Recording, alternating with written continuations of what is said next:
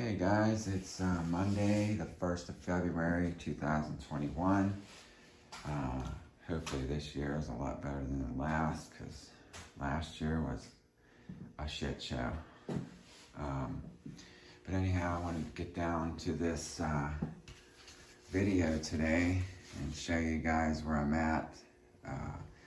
I got a 60 amp Make Sky Blue controller. It's pulling about 7 amps right now, and it's really gloomy outside.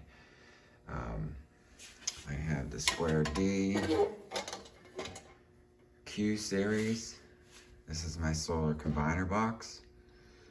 My main line runs in here, and I just put this one in yesterday because I wasn't getting enough charging power. So I had 2 panels out in the garage, and I hurried up and I threw this wire in here, and you know, it helps. It definitely helps. My panels are kind of old, so they don't put out their total efficiency to me. They're really old. But anyhow, this is my turbine setup. I have an 800 watt turbine. This is the, the brake, freewheel, charge. This is the cooling fan, rectifier. This is the dump load controller. Inside here is some of the mechanics behind the dump load. There's stuff in there that runs this fan when this is really kicking. I have a GFI set up on my 2000 watt inverter. My loads from in this box and on this box come in through here. That's a 100 amp fuse. It's a 200 amp fuse down there. This shuts off the inverter, the power to the inverter. I'll take a walk over here. This is I have 12 batteries. It's a 12 volt system, double zero lines on it. The way I have it wired up is there are 3 banks of 12 volt. So each bank connects to the bus bars. I had it probably 5 different ways, and I've had it the right way, and it just didn't work.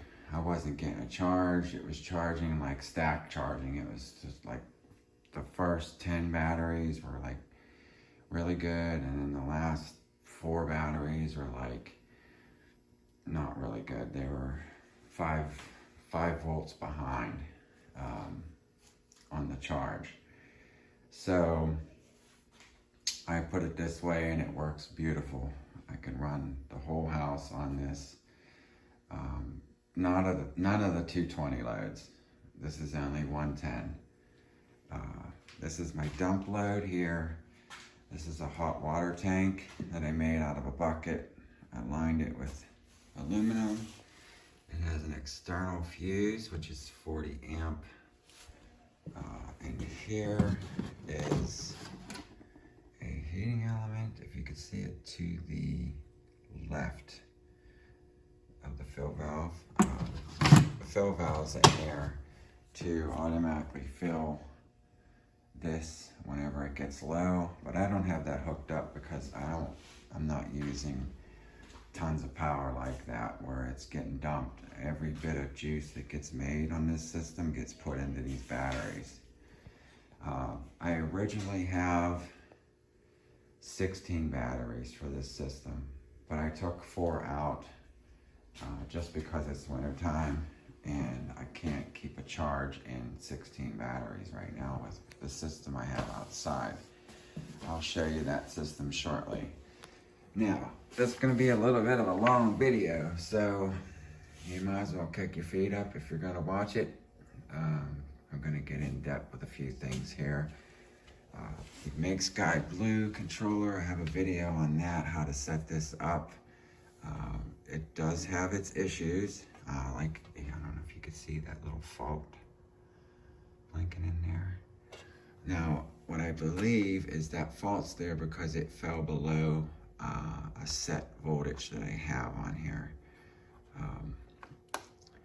which doesn't concern me right now. I'm really not bothered by that fault. It goes away once I make a certain amount of power. But this is float voltage. 2 is your bulk charge.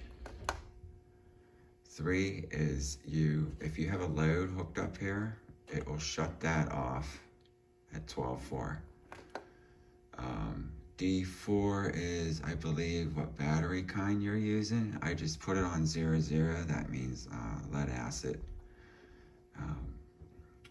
It's just complicating to explain that part of it. This is no. 5 is always no unless you're running lithium on this, I believe.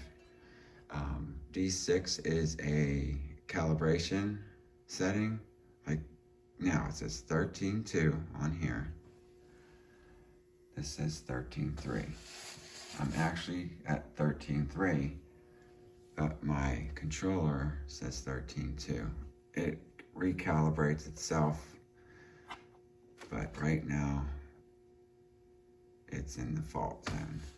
But it's making power. I ain't really concerned with that thing right now because as long as it's putting juice in my batteries, hey, I'm great with that. But anyhow, the cooling fan kicks on once this is making power. Like there's a controller in here inside. You saw it was white. It will kick on the fan when the voltage is in a certain area. Like if this is up to like 14, this is going to sense that there's 14 volts on the system and that stuff is getting warm. So it's going to, the setting I put it at is 14. It'll kick the fan on. Now once it falls below, I don't know, I forget the setting I put it on, say like 13.8, the fan will shut off. But once it starts making that power again, it comes back on automatically. The dump load is set at 14.6, okay? This is my present voltage. This is the voltage I want to shut off the dump load at, 13.9, okay? So, these are your power lines that come in, your positive and negative, to feed the controller. These are the lines, the positive, negative, that go to your SSR, which is in here. Now, if I run a test on it, which is this button here, you hold it in for a couple seconds, test. It'll kick on. Disco lights are on. That's what I call them. Those lights are there to let me know that that hot water tank is heating. There's power going to it. This is fused. There's fuses in there. I kind of got like a few fuses more than I should in the system because this is in my house, in the garage, and I don't want anything to happen. So have a backup for your backup, you know? I believe that. Okay, so the batteries, the way they're set up is 3 banks. Now, I'm almost 100% positive that they're going to be the exact same voltage. They should be balanced anyway. Let's see. Let's get these lines tight here. 13.2. And that was a little bit on the loose side. Come on now. All right.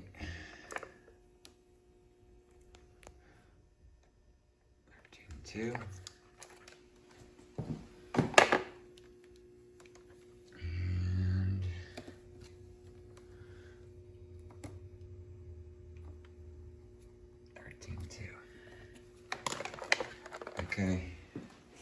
your 3 banks, they're separate, but they all join at the bus bars here.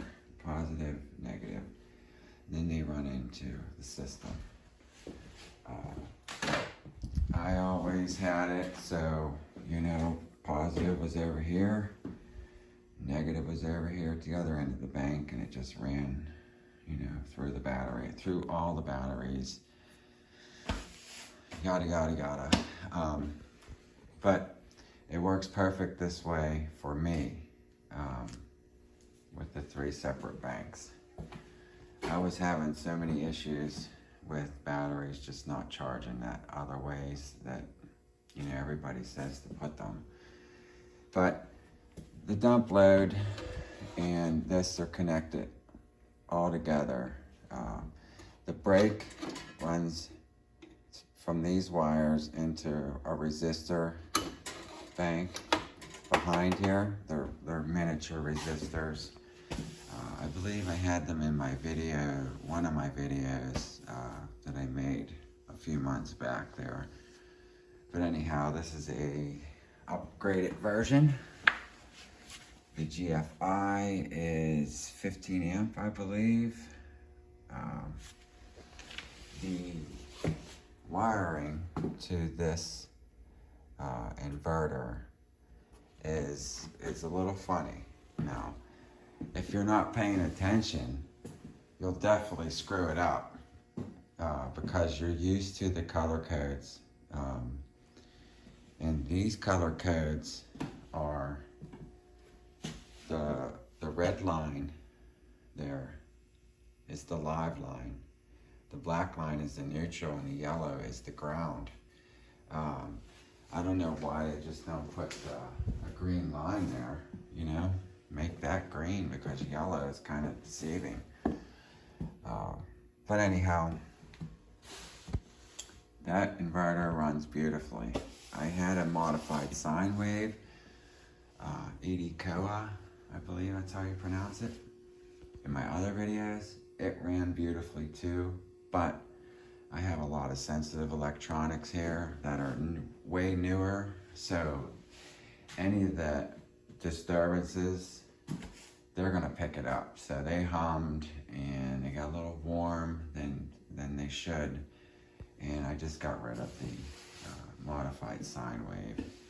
My next system is going to be putting the 2000 watt on a standby and putting a hybrid controller / inverter in here, and it'll be, I'm sure it'll run a hell of a lot more efficient with that on it. But let's take a look outside. I'll show you my solar panels. I built these stands myself.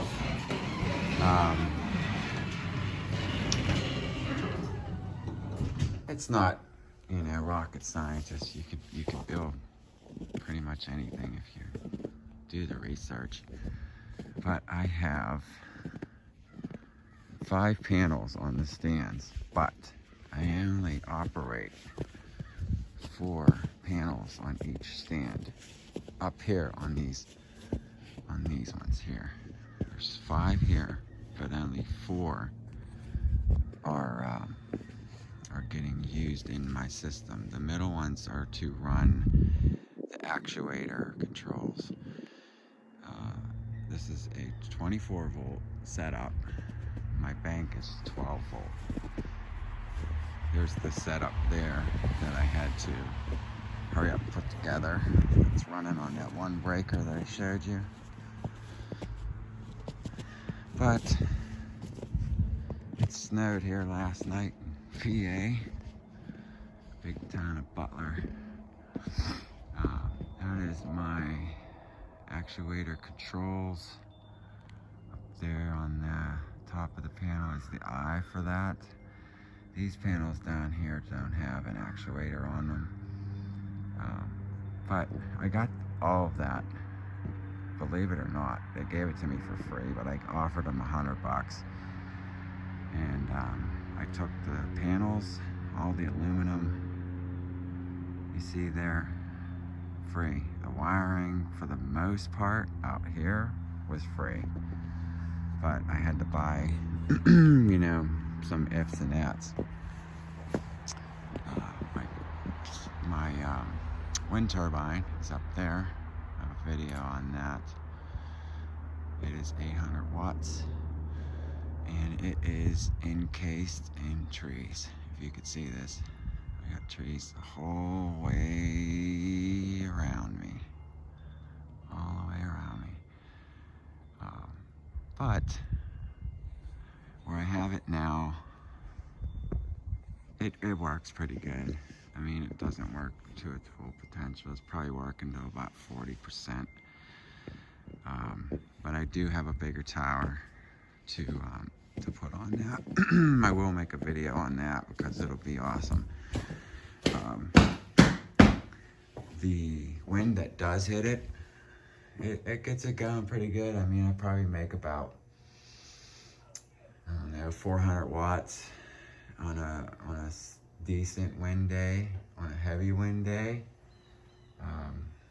I'm making way more than that. But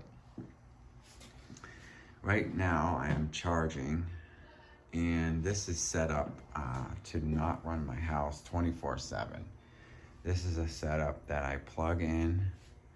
You know, I'll walk over here and I'll grab my trusty cords, and they'll be hooked to whatever I want to power in there, and then I'll plug them in, and the GFI is kind of a safeguard. And then there's a fuse on the other end of the cord to catch anything that fuse doesn't catch. I think it's a pretty sweet system. I wanted to talk about price. The price for this, I mean, if I was to buy this brand new, fresh off the shelf, these batteries are 500 bucks a piece. The wiring's probably another, geez, I want to say another at least 100 bucks. The inverter's like 2 something. All this control stuff in here is probably another, I don't want to say, maybe 300 bucks. That's 150. This stuff here is another 100.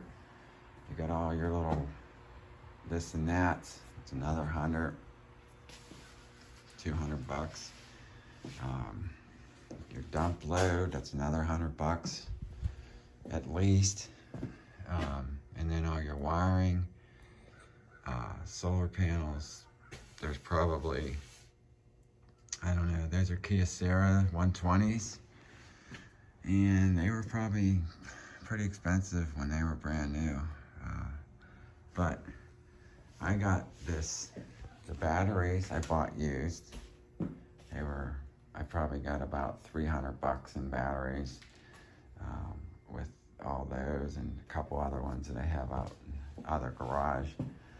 And then I got a deal on the Make Sky Blue around Christmas time.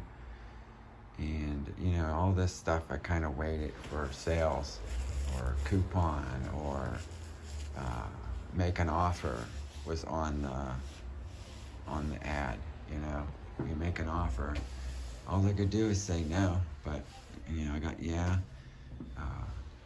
98% of the time. But that's my system, guys.